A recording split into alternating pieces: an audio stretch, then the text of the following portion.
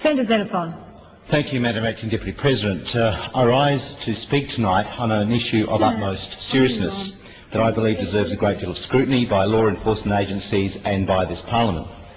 In the past few weeks, I've been contacted by former members of the Church of Scientology after I questioned the tax-exempt status the organisation has under our tax laws during an interview with the 7 Network's Today Tonight programme.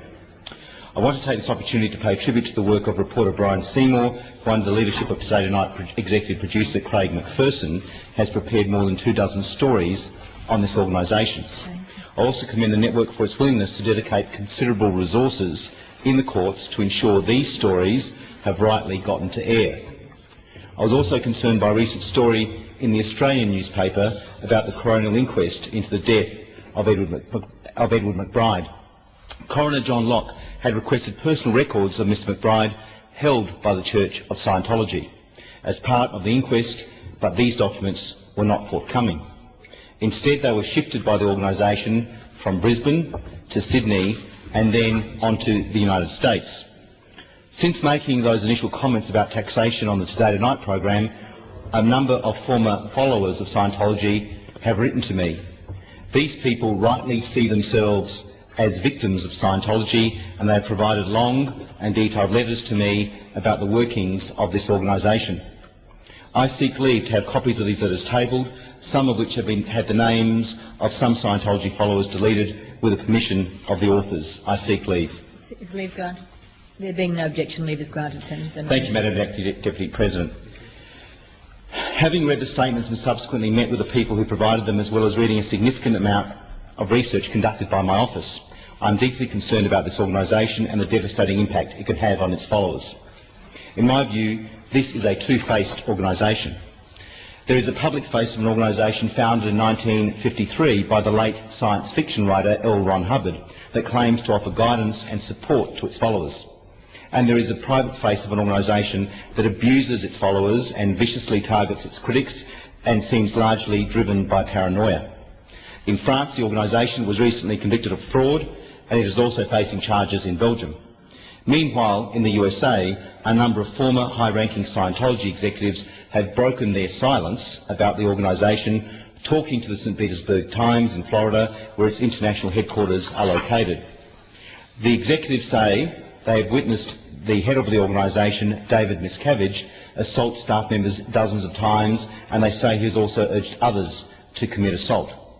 The executives also claim the organisation has used blackmail and threats against former members and perceived critics of the organisation, and that the organisation has knowingly, repeatedly obstructed justice. Claims have also been made that information provided to the organisation by members during what is known as auditing sessions, which are a crude hybrid of confession and counselling, and for which the organisation claims so-called priest penitent privilege, was then used to blackmail and manipulate members. What we are seeing is a worldwide pattern of abuse and criminality, and on the body of evidence, this is not happening by accident, it is happening by design. Scientology is not a religious organisation. It is a criminal organisation that hides behind its so-called religious beliefs. What you believe does not mean you are not accountable for how you behave. The letters received by me, which were written by former followers in Australia, contains extensive allegations of crimes and abuses that are truly shocking. Crimes against them and crimes they say they were coerced into committing. There are allegations of false imprisonment, coerced abortions and embezzlement of church funds, of physical violence and intimidation, blackmail and the widespread and deliberate abuse of information obtained by the organisation. It is alleged that information about suspicious deaths and child abuse has been destroyed, and one follower has admitted that he was coerced by the organisation into perjuring himself during investigations into the deaths of his 2 daughters. These victims of Scientology claim it is an abusive, manipulative, violent and criminal organisation, and that criminality is condoned at the highest levels. Aaron Saxton is one of the victims of Scientology who wrote to me. He was born into the organisation and rose to a position of influence in Sydney and the United States. He says in his statement that his mother was coerced into signing over guardianship of him when he was a child to a Scientology official so he could be moved to Australia. In or around January 1990, he was told by the organisation not to report the attempted rape of him by a man. He says this was due to the organisation's public relations policy. Aaron was still a child when he says he was asked to cover up the defrauding of credit cards and cash by a Scientology employee. He says the organisation exercised frightening levels of control over followers. At least 10 times he was forced to endure a diet of beans and rice for periods of up to 2 weeks as punishment. And because of Scientology's bans on medications and seeking medical attention, he says he was forced at times to extract his own teeth without the aid of painkillers. At age 16, Aaron says he was made a security guard for the church. In this role, he says he issued so-called non-communication orders on no less than half a dozen families, including his own. These orders forced members of the organisation to cut off all contact with relatives and friends for fear of punishment. In his statement, Aaron says he was also forced to participate in the illegal confinement and torture of a follower who was kept under house arrest. Aaron says he accessed more than 150 files that contained personal information on followers, much of which was obtained during so-called auditing. This information is meant to be confidential. It is not. Aaron says this information was used to blackmail followers to keep them in the church, as well as to discredit former followers if they left. This was a condoned violation of the so-called priest-penitent privilege. Aaron says he was also involved in deleting files of a member who had suicided. Disturbingly, Aaron has also spoken out against the organisation's policy on abortions. He says while under control of Scientology, he was involved in coercing female followers to have abortions. He says this was in line with a policy designed to keep followers loyal to the organisation and to allow them to keep working for the organisation. Aaron says women who fell pregnant were taken to offices and bullied to have an abortion.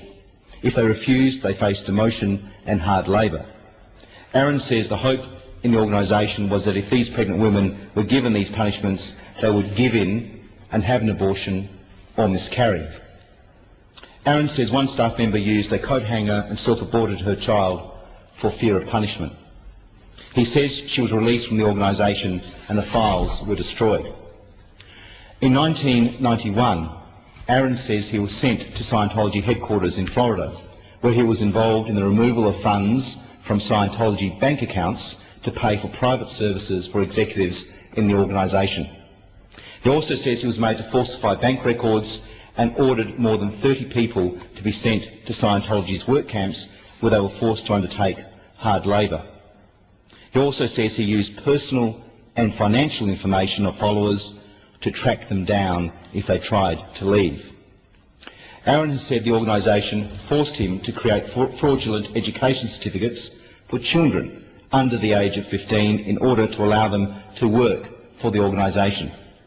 He also says he was coerced into putting 5 individuals under house arrest on 5 separate occasions. These people were not permitted to leave until the organisation had obtained, through coercion, the statements it wanted. Aaron also claims knowledge of 2 instances where followers in the United States confessed to murder, but where this information was not passed on to police. He also says while in the United States, he was ordered by superiors to remove documents that would link a Scientology staff member to murder. Aaron says he and other members opened the files of several celebrity Scientologists in order to glean information which could be used as leverage to force a greater commitment to the organisation. Some might call that blackmail. In his statement, he also details attempts which were made to coerce one celebrity Scientologist into having an abortion. He says the young man who impregnated the celebrity was forced from the organisation and cut off from his parents, who remained Scientologists. Aaron said he was so heavily under the control of the organisation's bizarre power structure, he was complicit in ordering the beating of one follower and facilitated the beating of another.